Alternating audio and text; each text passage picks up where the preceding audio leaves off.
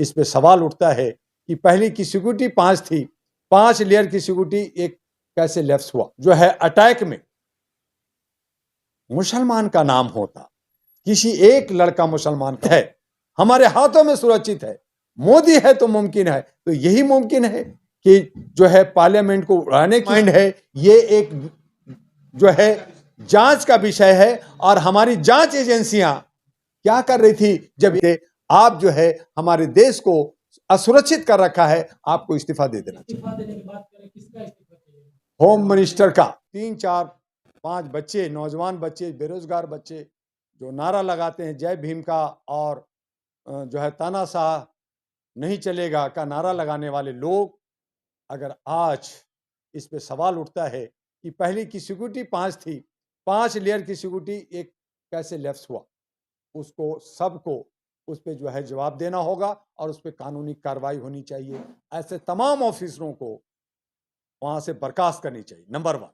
Number 2 कि अगर इस जो है अटैक में मुसलमान का नाम होता, किसी एक लड़का मुसलमान का होता, तो आज भारत के अंदर दंगा होता, आज भारत के अंदर गृह युद्ध की स्थिति होती।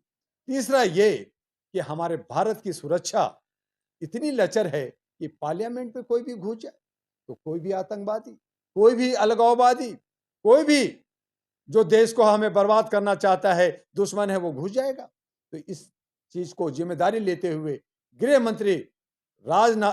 मंत्री अमित शाह जी को जो है इस्तीफा दे देना चाहिए। जब ये लोग जो है चुनाव के लिए और चीफ मिनिस्टर बनाने के लिए मध्य प्रदेश में बैठे प्रधानमंत्री कहते हैं कि मेरे देश सुरक्षित है, हमारे हाथों में सुरक्षित है, मोदी है तो मुमकिन है। तो यही मुमकिन है कि जो है पार्लियामेंट को उड़ाने की साजिश हो रही हो। अगर आज उसके हाथ में स्मोक ना हो करके कोई बम होता, कोई जो है आपका रासायनिक बम होता, तो आज पार्लियामेंट का स्थिति क्या होता।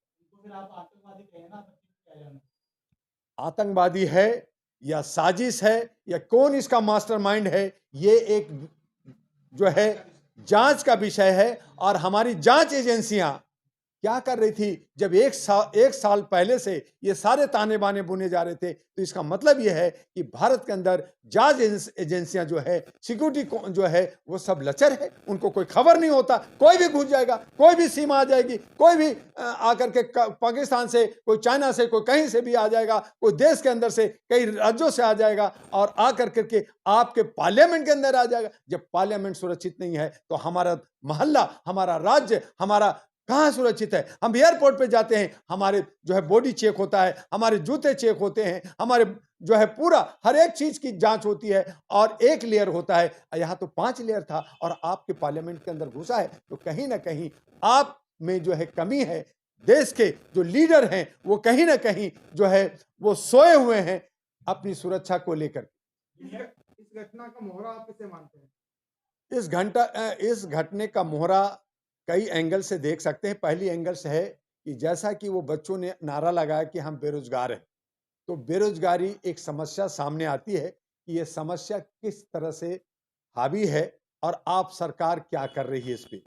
दूसरा आता है कि जो हमारे नौजवान तानाशाही का बात कर रहे हैं, तो इसका मतलब है कि जहां आप कह रहे हैं कि राज्य हमारा बहुत खूबसूरत चल रहा है, हम विश्व का गुरु हैं, हम पूरे जो है बहुमत से आ रहे हैं, वहां पे ये साबित होता है कि कहीं ना कहीं तानाशाही हो रहा है और लोग जो है असंतुष्ट हैं।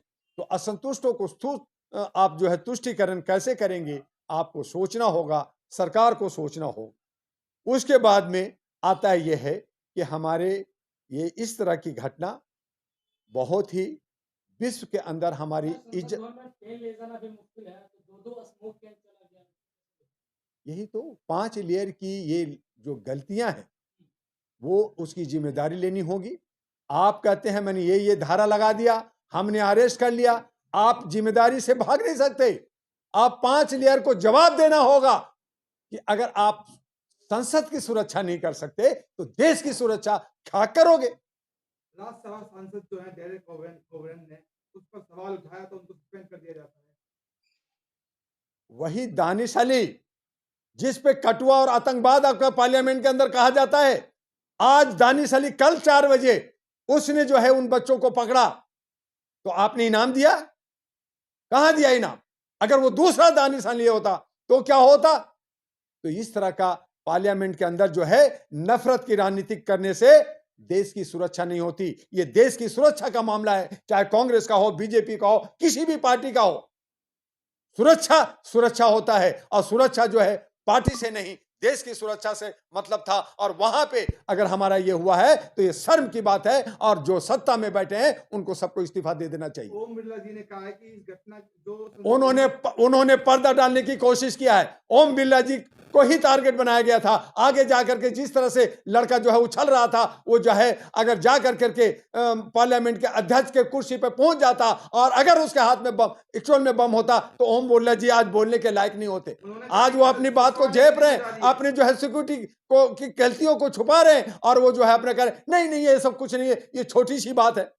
ये कोई शादी का, ये कोई दिवाली का पटाखा समझ रखा था आपने? जहां पे हमारे आप जर्नलिस्ट लोग कर रहे हैं कि वहां पे एक पिन ले जाना बहुत मुश्किल है, 5 लेयर होता है, पूरा बॉडी चेक होता है, आप वहां पे जूता चेक नहीं करते। और उसके बाद में अगर वो जो है दीर्घा में था बैठा हुआ, तो वहां से उछल कर गया, तो आपकी वहां पे जो कमांडो था वो सब क्या कर रहा था? कमांडो क्या था? वो तो इधर उधर भाग रहे थे। 2024 की तैयारी तो नहीं हो रहा ना, चुनावी स्टंट तो नहीं है ना ये? हो सकता है राजनीतिक महोदय, जर्नलिस्ट महोदय, ये हो सकता है कि ये सब चुनाव के वक्त में है। 5 राज्यों का चुनाव हुआ, 24 की चुनाव हो रहा है, इसमें न जाने कितने दंगे होंगे, कितने मॉब लिंचिंग होंगे, कितने बेगुनाहों की जान जाएगी, क्या क्या होगा, ये सब कुछ हो सकता है।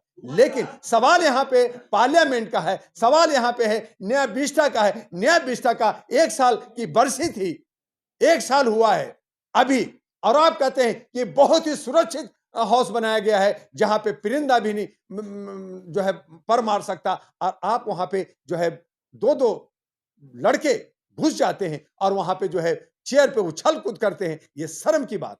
दुआ साहब, ये केंद्र सरकार की नाकामी आप समझते हैं? बिल्कुल नाकामी है, 100% नाकामी है केंद्र सरकार को, और इस इशू को लेकर करके गृह मंत्री को इस्तीफा दे देना चाहिए था, लेकिन नहीं देते। ये बेशर्म लोग हैं, ये नहीं मानेंगे कि गलती नहीं हुई है। तो गलती किसकी हुई है? किसकी गलती है ये?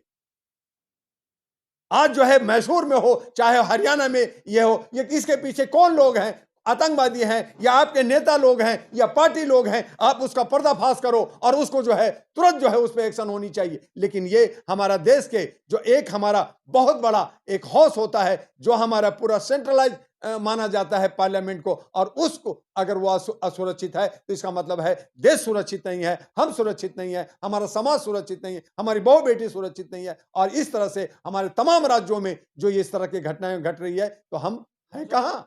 क्या लगता है ये बच्चे किसी ऑर्गेनाइजेशन से जुड़े हो सकते हैं, क्योंकि ये दुनिया के सबसे बड़े लोकतांत्रिक के मंदिर पर हमला हुआ?